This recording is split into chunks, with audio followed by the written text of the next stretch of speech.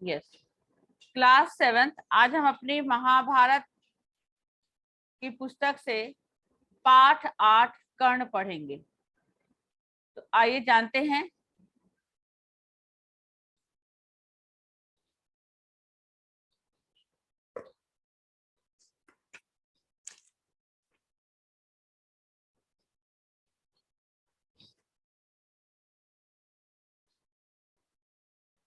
Yes बेटा, इस पाठ में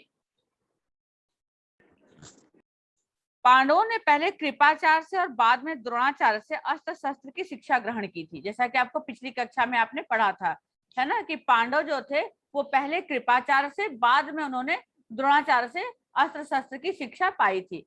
उनको जब विद्या में काफी निपुणता प्राप्त हो गई, यानी जैसे आप लोग अपनी कक्षा में पूरे साल पढ़ते हैं, 6 मंथ आप अपना सिलेबस करते हैं, उसके बाद हाफ ईयरली एग्जाम होता है, फाइनल एग्जाम होता है, या जब आप मंथली यूटी देते हैं, तो ये आप अपने सिलेबस के अकॉर्डिंग जब आपकी तैयारी अच्छे से हो जाती है तो हम उसका एग्जाम लेते हैं ना। उसी तरह से कौरव और पांडव जो थे, पहले कृपाचार्य से उन्होंने और फिर बाद में द्रोणाचार्य से अस्त्र शस्त्र की जब शिक्षा पा ली, तब उनके इस निपुणता के जो है एक परीक्षा समारोह किया गया। पहले के टाइम में उसकी परीक्षा लेने के लिए एक समारोह किया गया, जिसमें सबने अपने कौशल का प्रदर्शन किया। जिसको जो सीखा था वो दिखाने का प्रदर्शन किया उन्होंने सारे, और उसको देखने के लिए बच्चों सारे नगरवासी आए हुए थे। उनके समारोह प्रदर्शन को देखने के लिए सारे नगर में जो रहने वाले लोग थे उस समारोह को देखने के लिए आए थे। तरह तरह के खेल हुए और हर एक राजकुमार जो भी उन लोगों ने सीखा था उस तरह से सभी ने अपने अपने खेल के रूप में उसको प्रदर्शन किया।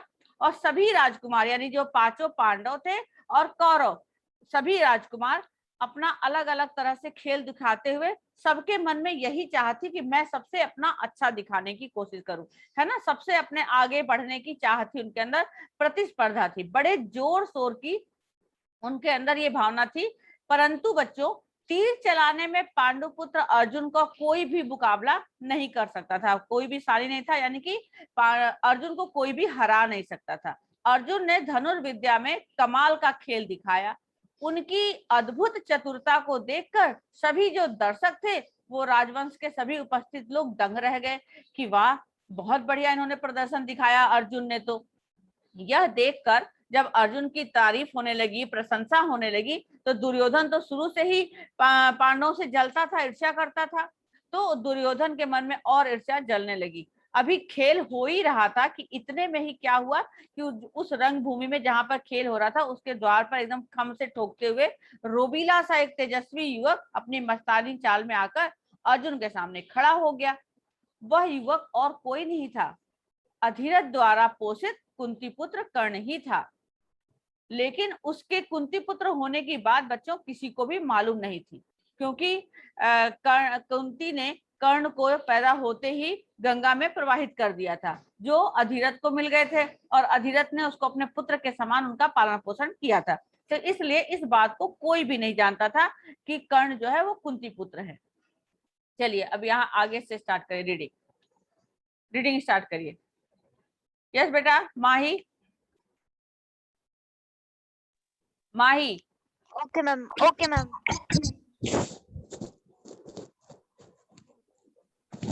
रणभूमि में आते ही उसने अर्जुन को ललकारा। अर्जुन, जो भी करतब तुमने ये यहाँ दिखाया है उनसे बढ़कर कौशल में दिखा सकता हूँ। क्या तुम इसके लिए तैयार हो? इस चुनौती को सुनकर दर्शक मंडली में बड़ी खलबली मच गई। पर ईर्ष्या की आग से जलने वाले दुर्योधन को बड़ी राहत मिली। वह बड़ा प्रसन्न हुआ। उसने तपाक से कर्ण का स्वागत किया और उसे छाती से लगाकर बोला, कहो कर्ण, कैसे आए? बताओ, हम तुम्हारे लिए क्या कर सकते हैं? कर्ण बोला, राजन, मैं अर्जुन से द्वंद्व युद्ध और आपसे मित्रता करना चाहता हूँ। कर्ण की चुनौती सुनकर अर्जुन को बड़ा तैश आया। वह बोले, कर्ण, सभा में जो बिना बुलाए आते हैं और जो बिना किसी के पूछे बोलने लगते हैं वे निंदा के योग्य होते हैं। यह सुनकर कर्ण ने कहा, अर्जुन, यह उत्सव केवल तुम्हारे लिए नहीं मनाया जा रहा है। सभी प्रजाजन इसमें भाग लेने का अधिकार रखते हैं। व्यर्थ ढींगे मारने का क्या फायदा क्या? चलो तीरों से बात कर लें। जब कर्ण ने अर्जुन को यो चुनौती दी, तो दर्शकों ने तालियां बजाईं। उनके दो दल बन गए। एक दल अर्जुन को बढ़ावा देने लगा और दूसरा कर्ण को। इसी प्रकार वहां वहां इकट्ठी स्त्रियों के भी दो दल बन गए। कुंती ने कर्ण को देखते ही पहचान लिया और भय तथा लज्जा के मारे मूर्छित सी हो गई। उसकी यह हालत देखकर विदुर ने दासियों को बुलाकर उसे चेत करवाया। इस बीच कृपाचार्य ने उठकर कर्ण से कहा, अज्ञात वीर, महाराज पांडु का पुत्र और कुरुवंश का वीर अर्जुन तुम्हारे साथ द्वंद्व युद्ध करने के लिए तैयार है, किंतु तुम पहले अपना परिचय तो दो। तुम कौन हो? किसके पुत्र हो? किस राजकुल को तुम विभूषित करते हो? द्वंद्व युद्ध बराबर वालों में ही होता है। कुल का परिचय पाए बगैर राजकुमार कभी द्वंद्व करने को तैयार नहीं होते। कृपाचार्य की यह बात सुनकर कर्ण का सिर झुक गया। कर्ण को इस तरह एक मिनट, वेट माही वेट। अब देखा आपने, रंगभूमि में आते ही अर्जुन को उसने ललकारा कि अर्जुन, जो भी कर्तव्य तुमने यहाँ दिखाए हैं उससे बढ़कर कौशल मैं दिखा सकता हूँ। क्या तुम इसके लिए तैयार हो? इस चुनौती को सुनकर जो दर्शक लोग थे, जो देखने वाले वहां बैठे थे मंडली, उन सब में खलबली मच गई कि अरे ये क्या है। पर ईर्ष्या की आग में जलने वाला दुर्योधन जो था, वो उसको बड़ी राहत मिली कि कोई तो अर्जुन को हराने के लिए यहाँ पर आया है, उसको बड़ी राहत मिली। वह बड़ा प्रसन्न हुआ। उसने तपाक से कर्ण का स्वागत किया, जल्दी से उठ करके कि हाँ हाँ आओ आओ ऐसे करके स्वागत किया, और उसे अपनी छाती से लगा लिया, यानी गले से लगा लिया, और बोला, कहो कर्ण, कैसे आए हो? बताओ, हम तुम्हारे लिए क्या कर सकते हैं? ऐसा दुर्योधन ने कर्ण से पूछा। कर्ण बोला, राजन, मैं अर्जुन से द्वंद्व युद्ध और आपसे मित्रता करना चाहता हूँ। कर्ण की चुनौती सुनकर अर्जुन को बड़ा तैस आया, बड़ा गुस्सा आया। वह बोला, कर्ण, सभा में जो बिना बुलाए आते हैं, तुमको तो बुलाया नहीं गया यहाँ पर, तो जो बिना बुलाए आते हैं और जो बिना किसी से पूछे बोलने लग जाते हैं, वो निंदा के योग्य होते, यानी उनकी अच्छा तारीफ नहीं होती, वो बुराई के योग्य होते। यह सुनकर कर्ण ने कहा कि अर्जुन, यह उत्सव केवल तुम्हारे लिए नहीं मनाया जा रहा है, सभी प्रजाजन भी इसके अंदर भाग लेने के अधिकार रखते हैं। व्यर्थ डींगे मारने से क्या फायदा? चलो तीरों से बात हो जाए। मतलब इस तरह की बातें करने से कोई फायदा नहीं, चलो तीरों से बात कर लेते हैं। जब कर्ण ने अर्जुन को यूं चुनौती दी तो दर्शकों ने तालियां बजाई, और उन दर्शकों के बीच में दो दल बन गए, यानी कि दो गुट हो गए। आधे लोग जो है अर्जुन की तारीफ से बढ़ावा देने लगे, और आधे जो है वहां पर कर्ण की तरफ से। इसी प्रकार वहां पर जो स्त्रियां थी, औरतें जो बैठी थी, उनके भी दो भाग बन गए। कुंती ने कर्ण को देखते ही पहचान लिया, क्योंकि कर्ण के कान में कुंडल और कवच जो है उनके जन्म से ही पैदा हुए उनके लगा हुआ था। तो देखते ही उन्होंने पहचान लिया, और भय और लज्जा, मतलब डर और शर्म के मारे वो मूर्छित सी हो गई। उनकी यह हालत देखकर जो विदुर थे, उन्होंने दासियों को बुलाकर उनको संभालने के लिए कहा। इसी बीच कृपाचार्य जो थे, जो पांडवों और कौरवों के गुरु थे, वो उठकर कर्ण से कहा, अज्ञात वीर, मतलब जिसके बारे में हमें पता नहीं, महाराज पांडु का पुत्र और कुरुवंश का वीर अर्जुन तुम्हारे साथ द्वंद्व युद्ध करने के लिए तैयार है, किंतु तुम पहले अपना परिचय दो कि तुम कौन हो, किसके पुत्र हो, किस कुल से हो, है ना, को विभूषित करते हो। द्वंद्व युद्ध हमेशा बराबर वालों से होता है ना। कुल का परिचय पाए बगैर राजकुमार तुम्हारे साथ युद्ध नहीं कर सकते, मतलब युद्ध करने के लिए तैयार नहीं होते। कृपाचार्य की यह बात सुनकर कर्ण का जो था वो सिर झुक गया, क्योंकि वो किसी राजघराने से तो था नहीं। कर्ण को इस हालत में देखकर, इस तरह देखकर दुर्योधन उठ खड़ा हुआ, और उसने बोला, अगर बराबर वालों की बात है तो मैं आज ही कर्ण को अंग देश का राजा बना देता हूँ। यह कहकर दुर्योधन ने तुरंत पितामह भीष्म और अपने पिता धृतराष्ट्र से अनुमति लेकर वहां रंगभूमि में ही राज्याभिषेक की सामग्री मंगवाई और कर्ण का राज्याभिषेक करके उसे अंग देश का राजा घोषित कर दिया। चलिए आगे पढ़िए Divyanshi Bishnoi. Yes ma'am. Ma'am इतने में बुरा से पढ़ूं? हाँ। इतने में बुरा सारथी अधिरथ जिसने कृपा को पाला था लाठी टेकता हुआ और भय। मैम इधर से वाइट आ रहा है तो दिख नहीं रहा।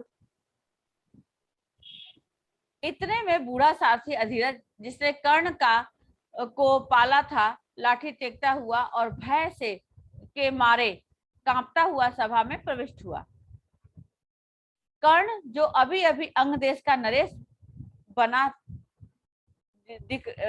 था दिख गया, उसको देखते ही धनुष नीचे रख दिया, उठ खड़ा हुआ और पिता मानकर बड़े ही आदर के साथ उसके आगे सिर नवाया। बूढ़े ने बेटा कहकर उसे गले लगा लिया। यह देखकर भीम खूब कहा मारकर हंस पड़ा और बोला, सारथी के बेटे हो तो धनुष छोड़कर चाबुक ले लो, चाबुक तुम्हारे ऊपर वही शोभा देता है। भला कब से अर्जुन के साथ युद्ध करने के लिए तुम योग्य हो गए? यह देखकर सभा में खलबली सी मच गई कि ये क्या हो गया। इसी समय बच्चों सूरज डूबने का समय हो रहा था, क्योंकि जब सूरज डूबने लगता है तो युद्ध समाप्त कर दिया जाता है ना। तो सभा विसर्जित हो गई और मसालों और दीपकों की रोशनी से दर्शक बिंद अपनी अपनी पसंद के अनुसार अर्जुन और कर्ण और दुर्योधन की जय जयकार करने लगे। चलिए आने बढ़िए आगे। Okay ma'am. यह सब देखकर सभा में इस घटना में काफी समय पश्चात एक बार इंद्र वृद्ध ब्राह्मण के रूप में अंग नरेश कर्ण के समीप आए और उसके विचित्र जन्मजात कवच और कुंडलों की भिक्षा मांगी। इंद्र को भय था कि होने वाले युद्ध में कर्ण की शक्ति से अर्जुन पर विपत्ति आ सकती है, इसलिए कर्ण की शक्ति कम करने की मंशा से ही उन्होंने कर्ण से यह भिक्षा मांगी थी। सूर्य देव ने कर्ण को पहले ही सचेत कर दिया था कि उसे धोखा देने के लिए इंद्र ऐसा षड्यंत्र करने वाले हैं, किंतु कर्ण इतना दानी था कि किसी के कुछ मांगने पर वह मना नहीं करता था। इसलिए यह जानते हुए कि भिखारी के वेश में इंद्र धोखा कर रहे हैं, कर्ण ने अपने जन्मजात कवच और कुंडल निकाल के भिक्षा में दे दिए। इस अविस्मरणीय दानवीरता को देखकर इंद्र आश्चर्यचकित रह गए। कर्ण की तारीफ करते हुए कहा, कर्ण तुमसे मैं बहुत खुश हूँ, तुम जो भी वरदान चाहो मांग सकते हो। कर्ण ने देवराज से कहा, आप प्रसन्न हैं तो शत्रुओं का नाश करने वाला अपना शक्ति नामक शस्त्र मुझे प्रदान करें। बड़ी प्रसन्नचित्त अवस्था में अपना वह कहा, युद्ध में तुम जिस किसी को लक्ष्य करके इसका प्रयोग करोगे वह अवश्य मारा जाएगा, किंतु एक ही बार तुम इसका प्रयोग कर सकोगे। तुम्हारे शत्रु को समाप्त करने के बाद यह मेरे पास वापस आ जाएगा। इतना कहकर इंद्र चले गए। एक बार कर्ण को परशुराम जी से ब्रह्मास्त्र सीखने का मन बना, इसलिए वह ब्राह्मण के रूप में परशुराम जी के समीप गए और अनुग्रह किया कि उसे शिष्य स्वीकार करने का प्रयत्न करे। परशुराम जी ने उसे ब्राह्मण समझकर शिष्य बना लिया। इस प्रकार कर्ण ने छल से ब्राह्मण चलाना सीख लिया। एक दिन परशुराम कर्ण की झाग पर सिर रखकर सो रहे थे। इतने में एक काला भौरा कर्ण की झाग के नीचे घुस गया और काटने लगा। कीड़े के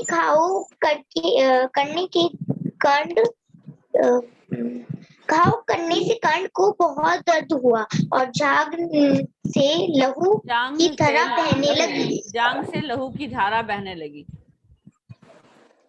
कर्ण ने इस डर से ही कि नहीं गुरुद्वार की नींद ना खुल जाए, झाग को थोड़ा सा भी हिलाया डुलाया नहीं।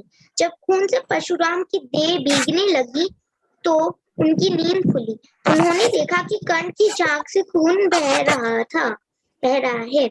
यह देखकर परशुराम बोले, बेटा सत्य बोलो, तुम कौन हो? तब कर्ण वास्तविक बात न छिपा सका। उसने स्वीकार कर लिया कि वह ब्राह्मण नहीं बल्कि सत्पुत्र है। वास्तविकता जानकर परशुराम बहुत क्रोधित हुए। परिणाम स्वरूप उन्होंने उसी समय कर्ण को श्राप देते हुए बोला, क्योंकि तुमने अपने गुरु को ही धोखा दिया है, इसलिए जो विद्या तुमने मुझसे सीखी है वह अंत समय में तुम्हारे किसी काम न आएगी। ठीक उसी समय पर तुम उसे भूल जाओगी और युद्ध भूमि में तुम्हारे रथ का पहिया धरा में धस जाएगा। परशुराम जी का यह शाप असत्य न हुआ। जीवन भर कर्ण को उसकी सिखाई हुई ब्रह्मास्त्र विद्या याद रही, पर कुरुक्षेत्र के मैदान में अर्जुन से युद्ध करते समय कर्ण को वह विद्या याद न रही। दुर्योधन के घनिष्ठ मित्र कर्ण ने आखिरी समय तक कौरवों के प्रति वफादारी न छोड़ी। कुरुक्षेत्र में युद्ध में भीष्म तथा आचार्य द्रोण के घायल हो जाने के बाद दुर्योधन ने कर्ण को ही कौरव सेना का सेनापति बनाया था। कर्ण ने 2 दिन तक अद्भुत कुशलता के साथ युद्ध का संचालन किया। आखिर जब शापवश उसके रथ का पहिया जमीन में धंस गया और वह धनुष बाण रखकर जमीन में धंसा हुआ पहिया निकालने का प्रयत्न करने लगा, तभी अर्जुन ने उस महारथी पर हमला किया। माता कुंती ने जब यह सुना तो उसके दुख की कोई सीमा नहीं रही। यस बेटा, आप देखिए, आपको स्टार्टिंग से अब ये पूरा कंप्लीट करती हूँ। देखिए बेटा,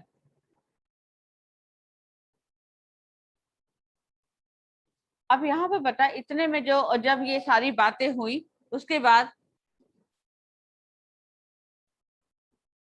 भीम को हंसी आ गई कि तुमको अधीरथ पुत्र हो और तुम्हें तो चाबुक लेकर के काम करना चाहिए, तो यही तुम्हारे लिए शोभा देता है, भला तुम अर्जुन के साथ युद्ध क्यों कर रहे हो, उसके योग्य नहीं हो। यह सब देखकर सभा में खलबली सी मच गई। इसी समय सूरज डूब गया था और सभा विसर्जित कर दी गई। सभी लोग मसालों और दीपकों की रोशनी में अपने अपने पसंद के जो अनुसार, जैसे जो अर्जुन की जय जयकार लगाना चाहता था, जो कर्ण की जय जयकार लगाना था, जो दुर्योधन की जय, बोलने लगे। इस घटना के बहुत समय बाद, ये घटना हुए काफी समय हो गया, तो एक बार जो इंद्र थे, इंद्र अर्जुन के पुत्र, मतलब अर्जुन जो थे वो इंद्र के ही पुत्र हैं। तो एक बार इंद्र जो है वो बूढ़े ब्राह्मण के वेश में अंग नरेश, यानी कि जो कर्ण अब अंग नरेश बन चुके थे, के पास आए और उनसे उनका जो जन्मजात कवच और कुंडल उनके कान में और सीने पर जो लगा हुआ था उसका उन्होंने भिक्षा के रूप में मांगा। क्योंकि इंद्र को डर था इस बात का कि इंद्र जो है बहुत ताकतवर है और कहीं ऐसा ना हो कि अर्जुन के साथ ये युद्ध करते हुए अर्जुन को हरा दे, इस बात का उनको बहुत डर था, है ना। तो उन्होंने उसका कवच और कुंडल को भिक्षा के रूप में मांगा। इंद्र को डर था कि कहीं भावी आने वाले युद्ध में कर्ण की शक्ति से अर्जुन को पर कोई विपत्ति आ सकती है। इस कारण कर्ण की ताकत कम करने की इच्छा से ही उन्होंने उससे यह भिक्षा मांगी थी कि क्योंकि उसके रहते तो उसको कोई हरा ही नहीं सकता था। कर्ण को सूर्य देव ने पहले ही सचेत कर दिया था, क्योंकि कर्ण जो था वो सूर्य पुत्र था, तो सूर्य ने उनको पहले ही सचेत कर दिया था कि उसे धोखा देने के लिए इंद्र ऐसी चाल चलने वाले हैं। मतलब सूर्य ने उनको बता दिया था कर्ण को, क्योंकि सूर्य के पुत्र कर्ण थे, तो उन्होंने अपने पुत्र को सचेत कर दिया था कि देखो बेटा, तुम दानवीर हो, हमेशा दान देते हो, किसी को भी मना नहीं करते, तो तुम्हारे इस चीज का फायदा उठा करके इंद्र तुमको धोखा या कोई चाल चलने वाले। परंतु कर्ण इतना बड़ा दानी था कि किसी के कुछ भी मांगने पर वो मना नहीं कर पाता था। मतलब उसके पास कोई भी उसके घर पर भिक्षा मांगने के लिए आ जाता था तो वो उसको मना नहीं कर सकता था। इस कारण वह जानते हुए भी कि भिखारी के भेष में इंद्र ही धोखा कर रहे हैं, कर्ण ने अपना जन्मजात कवच और कुंडल निकाल करके भिक्षा में दे दिया। अब बच्चों, इस अद्भुत दानवीरता को देखकर इंद्र चकित रह गए, क्योंकि वो काट करके उसके अंदर जो उसके कान में और यहाँ पर लगा हुआ था उसको काट कर देना पड़ा, जिससे खून भी बहने लगा। तो उसकी इस अद्भुत दानवीरता को देखकर इंद्र भी चकित रह गए, कर्ण की प्रशंसा करने लगे और बोले, कर्ण मैं तुमसे बहुत प्रसन्न हूँ, तुम जो भी वरदान चाहो मुझसे मांग लो। कर्ण ने देवराज से कहा, आप प्रसन्न हैं तो शत्रुओं का संहार करने वाला अपना शक्ति नामक शस्त्र मुझे प्रदान करिए। अगर आप मुझसे प्रसन्न हैं तो ऐसा शस्त्र जो आपके पास है जिससे कि मैं अपने शत्रुओं का नाश कर सकूं, वो प्रदान करिए। बड़ी प्रसन्नता के साथ अपना वह शस्त्र कर्ण को देते हुए देवराज ने कहा कि युद्ध में तुम जिस किसी को लक्ष्य करके इसका प्रयोग करोगे वह अवश्य मारा जाएगा, परंतु एक बार ही तुम इसका प्रयोग कर सकते हो। अगर इसको तुम चाहोगे कि मैं बार बार इसका प्रयोग करूं तो ये तुम्हारे किसी काम का नहीं रहेगा। तुम्हारे शत्रु को मारे जाने के बाद, जैसे वो तुम्हारा शत्रु मारा जाएगा, उसके बाद ये अस्त्र मेरे पास आ जाएगा। इतना कहकर इंद्र जो है वहां से चले गए। एक बार कर्ण को परशुराम जी से ब्रह्मास्त्र सीखने की इच्छा हुई। उन्होंने सोचा कि अब मैं परशुराम जी के को गुरु मानकर उनसे ब्रह्मास्त्र सीखता हूँ, ऐसा उन्होंने सोचा। इसलिए वो ब्राह्मण के वेश में परशुराम जी के पास गए। परशुराम ब्राह्मण थे तो वो सिर्फ ब्राह्मणों को ही शिक्षा देते थे और किसी जाति के लोगों को या क्षत्रियों को शिक्षा देते थे और किसी को भी शिक्षा नहीं देते थे। तो जो कर्ण थे वो ब्राह्मण के वेशभूषा में जो है उनके पास शिष्य बनकर के गए, परशुराम जी के पास गए और प्रार्थना किया कि उसे शिष्य स्वीकार करे। कृपा कर परशुराम जी ने उसे ब्राह्मण समझकर शिष्य बना लिया। इस प्रकार छल से कर्ण ने ब्रह्मास्त्र चलाना सीख लिया। अब बच्चों, एक दिन परशुराम कर्ण की जांग मतलब पैर के जो हिस्से पर अपना सिर रखकर सो रहे थे। इतने में एक काला भौरा कर्ण की जांग के नीचे से घुस गया और काटने लगा।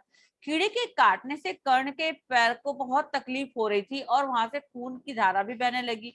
पर कर्ण सोचा इस भय से, इस डर से कि कहीं अगर मैं हिला या हटा तो गुरुदेव जो सो रहे हैं उनकी नींद ना खुल जाए, इसलिए उसने अपने पैर को जरा सा भी हिलाया डुलाया नहीं और खून से परशुराम की देह भीगने लगी। मतलब इतना खून निकल रहा था कि परशुराम जो सोए हुए थे उनका देह भीगने लगा।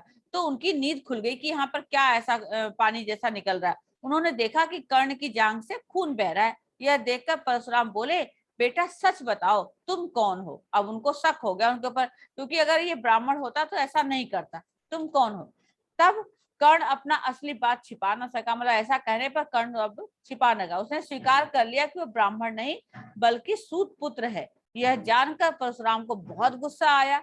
उन्होंने उसी घड़ी कर्ण को श्राप देते हुए कहा कि चूंकि तुमने अपने गुरु को ही धोखा दिया है, इसलिए जो विद्या तुमने मुझसे सीखी है वह अंत समय में तुम्हारे किसी काम नहीं आएगी। जब तुमको इसकी जरूरत पड़ेगी तो ये तुम्हारे काम नहीं आएगी। ऐन वक्त पर तुम जो है इसको भूल जाओगे और रण क्षेत्र में तुम्हारे रथ का पहिया पृथ्वी में धंस जाएगा। परशुराम जी का यही श्राप जो है झूठा न हुआ। जीवन भर कर्ण को उनकी सिखाई हुई ब्रह्मास्त्र विद्या याद रही, पर कुरुक्षेत्र के मैदान में जब अर्जुन से उनका युद्ध हुआ उस समय करते समय कर्ण को वह विद्या याद न रही। दुर्योधन के घनिष्ठ मित्र कर्ण ने अंत समय तक कौरवों का साथ न छोड़ा। कुरुक्षेत्र के युद्ध में भीष्म और आचार्य द्रोण के आहत हो जाने के बाद दुर्योधन ने कर्ण को ही कौरव सेना का सेनापति बनाया था और कर्ण ने 2 दिन तक अद्भुत कुशलता के साथ युद्ध का संचालन भी किया था।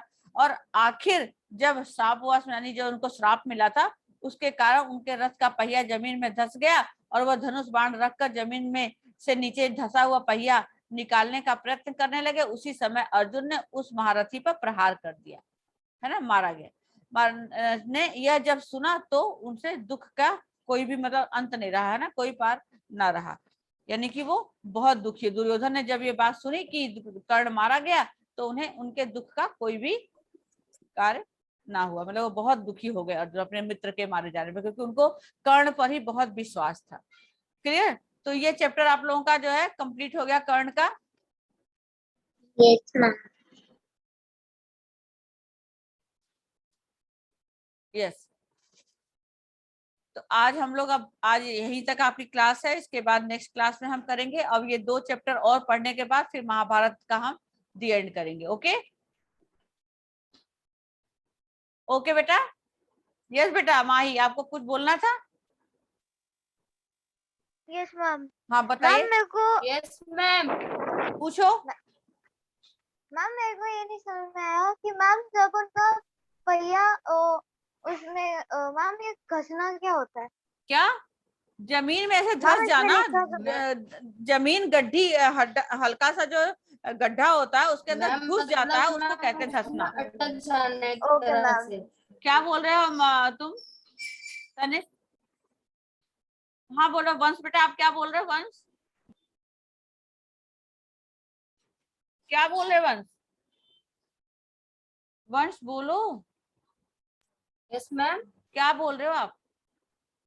मैम मुझे मैम जब मैम उन्हें मैम किसी मैम उसे इंसेक्ट ने काटा था, तो मैम जब करण का वो मैम जो उनका परशुराम का वो भीगा था मैम, उसका में दह का मतलब क्या होता है? उनका हाँ? दह भीगने लगा। क्या क्या क्या फिर से बोलो, मेरी आपकी क्लियर नहीं।